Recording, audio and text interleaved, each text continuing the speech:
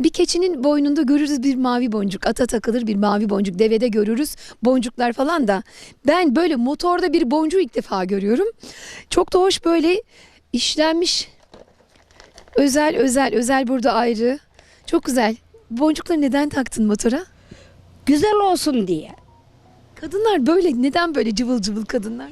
Cıvıl cıvıl olması, güzel görünelim diye. Bak, boynu da dolu boncuklarla. Dümürüm hacıdan geldi. Dümürüm getirdi. Şunu da eniştem motor sürüğün göz olma diye taktı. Sen de motora nazar değmesin diye mi taktın? Evet, nazar değmesin diye taktım. Bahçeden neler getirdin sen? Elime ne geçtiyse, dibine dökülen elmadır, ondan gireceğim. Geçeceğime dalacağız. Hayvan kaç tane var? Ahır dolusuydu, sıkıldım, sattım, bir tanecik koydum. Bir tane oğlak mı var? Bir tane Ankara'dan